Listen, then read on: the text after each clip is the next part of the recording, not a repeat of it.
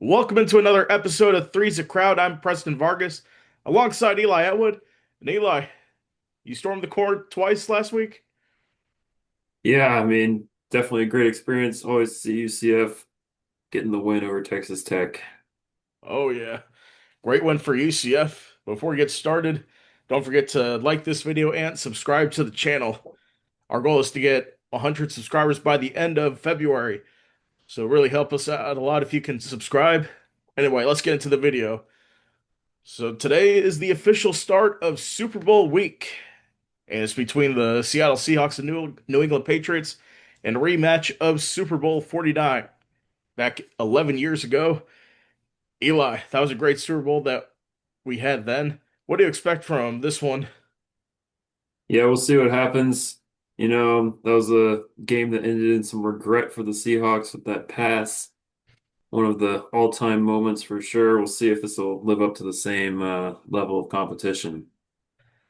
I mean, I think Seattle has the slight edge going into this game. They have Sam Darnold's doing well. He led the Seahawks to the win over the Rams. Drake May led the team to a 10-7 win in a snow globe in Denver.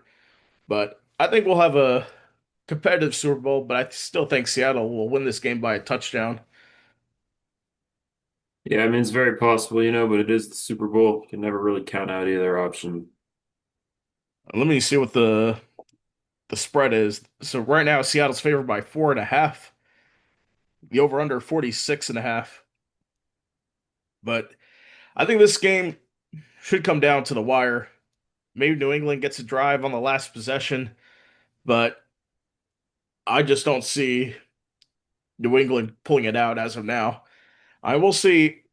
Uh, we'll see who's how the game plays out, but it'll definitely be interesting. But another question we have is which quarterback is more important to their team's success, Sam Darnold or Drake May? Yeah, I mean, I definitely think that Drake May is more important to the team's success. I mean, Sam Darnold's played well. He has been a winning quarterback the past couple of years, but at the same time, they've got a good team around him. He's got solid weapons to go for, whereas Drake May makes do with what he has. Absolutely. I think Drake May has done a great job propelling his team to success in the regular season. Obviously, 4,100 yards passing last season, contender for the MVP alongside Matthew Stafford. But I think Stafford will win the MVP this season. But still don't take away anything from Drake May. But throughout the playoffs, I would say Sam Darnold's been the more effective player, in my opinion. Yeah, that is true. I mean, he definitely was the reason why Seattle led the team, or Seattle won the NFC Championship game over the LA Rams. I think the thing about Drake May is that I think he's going to face the toughest defense that he's ever faced in Seattle. He played some good defenses, but you could argue miscues from the other quarterback helped them in their path to the Super Bowl. Yeah. And then moving on to Sam Darnold's former team, the Minnesota Vikings fired their GM, Kwesi Adolfo-Mensah. Now, this comes the week before the Pro Bowl.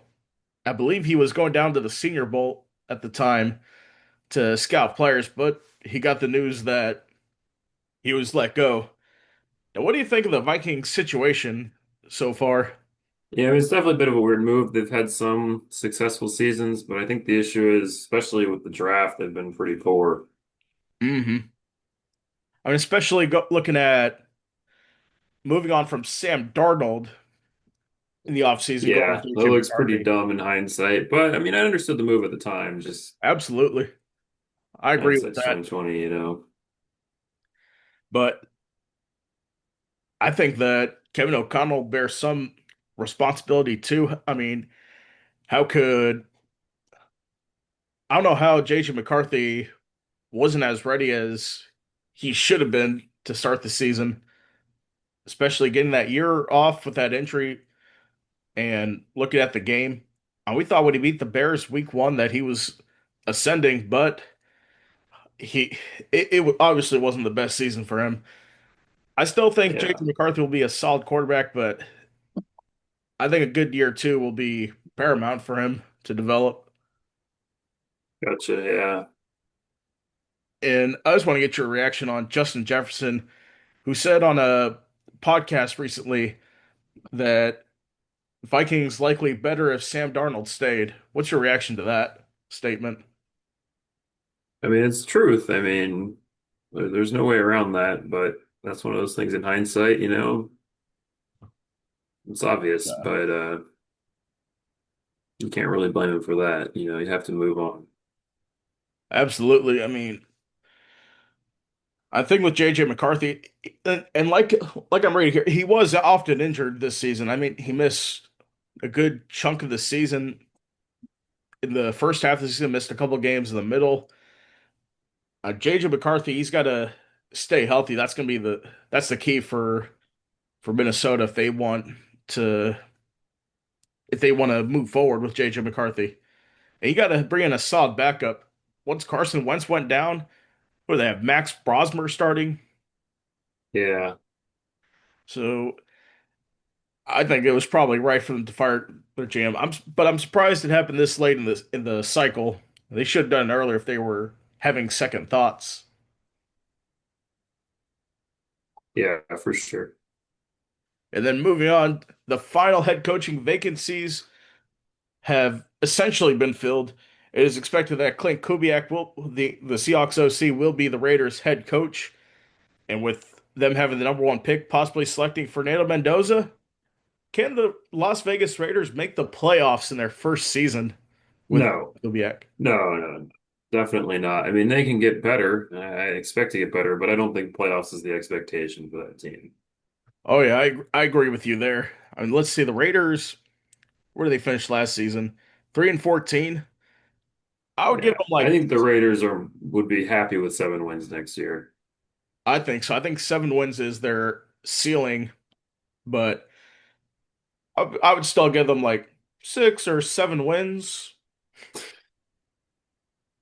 But in all seriousness, I think they have the talent on offense. And bringing in Fernando Mendoza, you have Ashton Genty, who had a solid rookie season. Don't, but you also have Brock Bowers. I think you still need a wide receiver one there in Las Vegas. So I think you could possibly get that either in free agency or maybe late in the draft, depending on who's still there. Yeah, for sure. 'Cause who do the Raiders have on their roster as their starting receiver now? Let me see. Terrible. Not Trey good. Tucker Yeah, that's the only one I know. and Philip Dorsett's the seventh wide receiver. I didn't know he's still playing, Yeah, I didn't either. but I thought them trading Jacoby Myers. I think they got picks out of it though, so that's good. But they got to use those Yeah, picks to fix the offense, reinforce the yeah. offensive line. That's going to be job number one for They Clint definitely need to bring That in a offense. solid receiver for Mendoza. Oh yeah, I Brock Bowers can't be the only wide receiver or any receiver Yeah, pass catcher. I mean, he's got to have other weapons as well. You saw that with the Bills with Josh Allen, basically having both of his tight ends as his two best receivers. I think Shakir was the top receiver last year in terms of wide receivers, but still, yeah, still not great. I mean, if you can go into free agency or try to make a trade with someone, but I think what they need to do is trade Max Crosby away, in my opinion. Yeah, for sure. And I think that's something that's going to happen. I mean, that whole benching situation at the end of the year, I think proves that. I mean, yeah, Max Crosby, I think you got to strike while the iron's hot for him. He's not going to be a solid defensive tackle forever or defensive end forever. He's he's still at his peak right now. He could be there for a couple more years. You got to strike while the iron's hot and get rid of him. Yeah. And then moving on down still in the desert, the Arizona Cardinals, they hire Matt LaFleur's brother, Mike LaFleur. the Rams offensive coordinator to be their next head coach. Now, I think the Cardinals' job was one of the worst jobs during this cycle because you don't know where Kyler Murray's going to be next season or if you want to keep him. What do you think of the whole Cardinals situation and this hire? We'll start with that first. Yeah, I mean, it's definitely a weird situation, you know. The hire, I think, just came down to whoever would want to go there because they were fielding a weird situation. And I think, you know, it's just up to the GM and the head coach as to what they want to do here in the future. I agree with that. I mean, the Cardinals situation, they had Jacoby Brissett start last year. It obviously didn't work well. Only one win in their last. They started 2-0, proceeded to lose every game after that, except the Cowboys game on Monday Night Football. So the Cardinals are definitely in trouble here after that kind of a drop off. Were they picking this year third, I think? Yeah, I think so. I know they're picking top five for sure. And there were, see how many Yeah, they teams. should be able to get some decent talent in that range. I mean, let me see what they need. I definitely need I a think they need a quarterback, lot. but Well, a quarterback won't be really an option, I don't think, at that position. I don't think so, especially with Dante Moore saying he's going to stay with the Oregon Ducks this season. Yeah, I think that's the only other quarterback that would have been worth a first round pick, or at least a high first round pick. But I think the key for Arizona is to wait till next year to get your quarterback. Next year's class is going to be loaded with Arch Manning and a lot of other guys. Darian Mensah's in there that draft as well. Yeah, and I Maybe mean Moore Trindad also. Chambliss if he gains another year of eligibility. Yeah, well, Chambliss could be this year. We'll see, but yeah, maybe next year. I think Chambliss, the issue with him is he's just a little too old for what most teams are looking for. I mean, if you want to start fresh with someone, I think he's still young enough to be a good rookie quarterback, and he's had the amount of starts in Division Two and with Ole Miss. Yeah, it's just, I mean, he's gonna be 24 starting his rookie year. If he goes this year, 25 if next year, you know, it's gonna be there's a lot less Yeah, room to develop at that point. yeah, but I could definitely see him being a good bridge quarterback, if nothing else. Yeah, but you can't take a bridge quarterback in a high first round pick. Oh yeah, I mean you have to. I think he'll probably go third round or something if he were to come out, Yeah. Unless he had like a Heisman level campaign this year, I don't think he's gonna be a first round pick. and we'll see what happens. I mean, they Ole Miss had a surprising season this year, going to the college football semifinals, but I think Ole Miss will have a decent season under Pete Golding. I'm not too worried about that. Yeah, I think it's good for them. And let me see which mock draft has the Cardinals taken. Francis Mauigoa, offensive tackle. I think that's gonna be a great pick for them if they pick an offensive tackle number three overall because Yeah, you gotta secure the line. that'll work well with the potentially new rookie quarterback coming in the next season. I mean, you could probably take next year, try to go for that number one pick, select your quarterback. You already have a pretty good offensive tackle as part of your future. I think that'll be the best case scenario for the Cardinals to build around. Yeah, for sure. Then moving on to basketball. Last night we were on stream for the Magic Spurs game, but this game had a lot of big storylines. The Lakers and Knicks. The Knicks won that game last night by a score of, let me pull it up real quick. Final score of 112 to 100, and possibly LeBron's last game at MSG.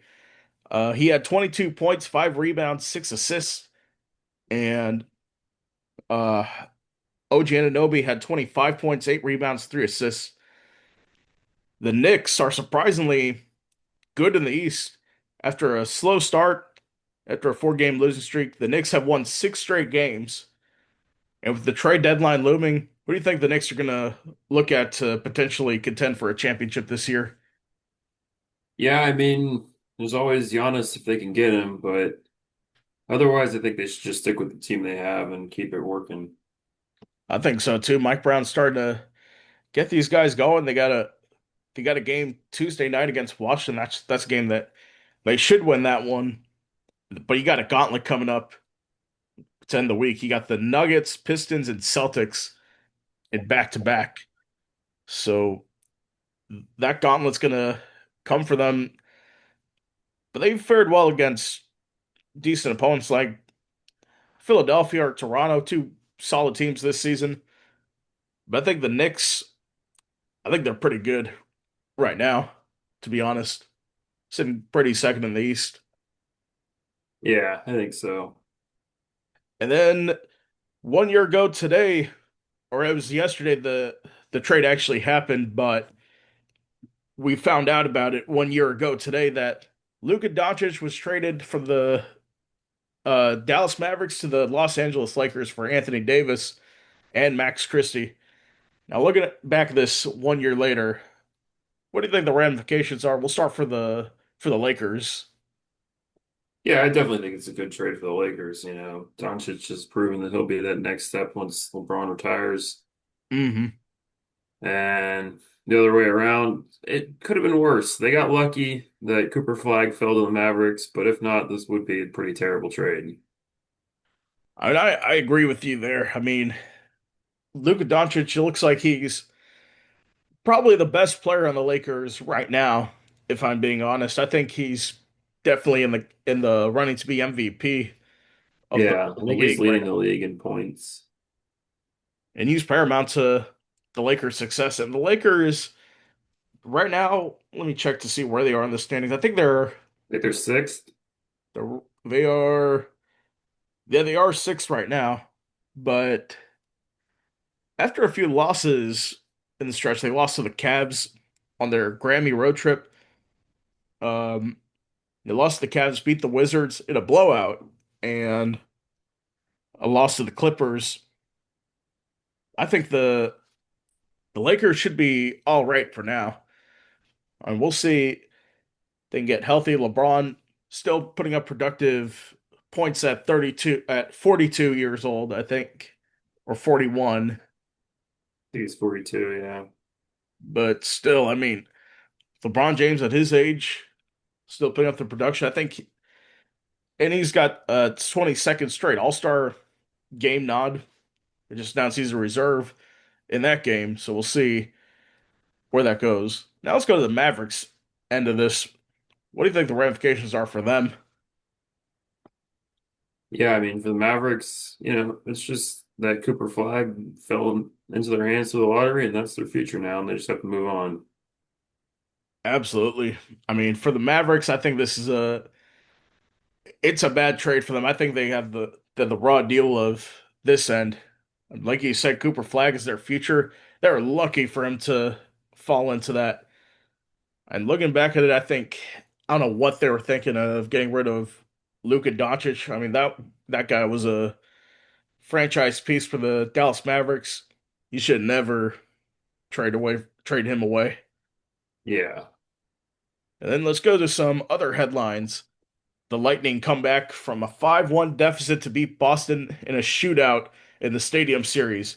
That game had everything with goalies fighting each other. I don't know if you saw that. No, but I heard it was a pretty crazy game. Apparently one of the best outdoor games of all time. I liked how they had the treasure chest. I saw a bit of the game before we got on stream last night. But yeah, that was a looked like a great game to be at. Yeah. And then former UCF and Auburn head coach Gus Malzahn retires. He was most recently the offensive coordinator at Florida State. What do you look back at his career for? I mean, for me, it's definitely stained. His time at Yeah. UCF was not the greatest. At Auburn, he was all right, but I think he got lucky. A few things fell into his lap more than anything, but he's an all right coach. And one thing I do respect is he leaves the teams whenever he's in imminence of being fired and saves them some money. You know, the situation retiring, leaving UCF instead of having to pay him out. So there is Mhm. that at least. I absolutely. I mean, with the Auburn situation, you knew it was coming to an end for him there. And with UCF, that 2024 season where we went 4-8, That was a tough season, and it was a tough Yeah. season this year, first year under Scott Frost. But Yeah, this year at least there was a little bit more promise, and our roster was really bad this year, whereas Gus Malzahn had less excuses, I feel like. I think so. But I think that Gus Malzahn, he'll be looked fondly with the Cam Newton era at Auburn. But after that, it was pretty mediocre from there. Yeah. And then the Saints, it was announced this morning, they will be a home team for the first NFL game in Paris, France. And that should be a good one. Hopefully, I think the Saints will be better next year, but I think it's good to play football over there in Paris. Yeah, I mean, what better team to do it than the Saints, you know? Makes sense. Oh yeah, with that French heritage that New Orleans has, Yeah. it depends on who they'll play. I think the Yeah. game would take place in November. Seeing it's likely against the Browns. Oh, Unfortunate for the Parisians. oh, we'll send the Browns over to Paris to play football. I mean, they got a European game last year where I think they lost to the Chador. Is Vikings. it French? What? Chador. Is it French? Jador Sanders. Chador Sanders. And then Declan Doyle, he leaves the Bears offensive coordinator role to take the same role as the Ravens. Is that a good hire for them? Yeah, I mean, I think it's a good hire. You know, Bears had a solid year this year. We'll see if he can do it play calling also. You mentioned play calling. This is his chance to be a play caller. Obviously, Ben Johnson was the play caller for us last year. Declan Doyle had the role of mostly coming up with a game plan for the Bears. And I think we had a pretty good game plan. It was solidly executed. I think Yeah, Declan Doyle will. I think he'll lead Lamar to some success this year. And they're the same age as well. yeah. And then moving on to golf, Justin Rose, he set a record at the Farmers Insurance Open, scoring 23 under in 72 holes there. I think he won the tournament by 5 strokes. Pretty solid effort for him at 45 years old. Yeah, definitely, you know. hmm And then moving on to tennis, at 22 years old, Carlos Alcaraz completed the career Grand Slam by winning the Australian Open. He becomes the youngest to do that since the 1930s. How big of a trajectory is Carlos Alcaraz on right now? Yeah, I mean, he's definitely showing that he's probably going to end up being one of the greats. Oh yeah, I think he's going to be when he retires in 15, 20 years, I think we'll see that he will be the greatest tennis player of all time. And it's Yeah, great it's to very witness possible. greatness right now while he's this young. And we'll have him around for like the next 15 years or so. Yeah, And then moving on to our final segment. What are we watching for this week? Eli, start us off. I'm watching for a game tonight. Texas Tech playing Kansas. Think it's going to be a Oh yeah. good matchup. Both teams pretty equally ranked. I'm not sure if the new AP polls out, but at least as of last week they were. Uh, both teams that UCF beat at home this season and That's they true. stormed the court against both of them this year. And the AP poll did just come out. Um, so it looks like Texas Tech moved down to 13 and Kansas took their place at 11. So it became a better matchup so far right now. Yeah, it's surprised not to see UCF there in the top 25. It's unfortunate. Oh yeah, we're looks like if you want to be literal, we're 28th right now. Yeah. But actually, let's get a quick reaction to the top 25 before we sign off. Michigan jumps UConn for number two, and they had a big win at Michigan State, and they beat Nebraska. Yeah, two really good wins. I agree with that. Illinois, I think they jumped up to number five. I think they became the first team to win consecutive top five games on the road in the Oh first yeah, time it's in their pretty history. good. And then Nebraska fell to number nine after those two losses to two tough opponents. And Michigan State fell to number 10. I mean, pretty solid ranking so far. Miami of Ohio's at 23. Still two undefeated teams remaining. Obviously, Arizona's going to be the number one team in the country. Yeah.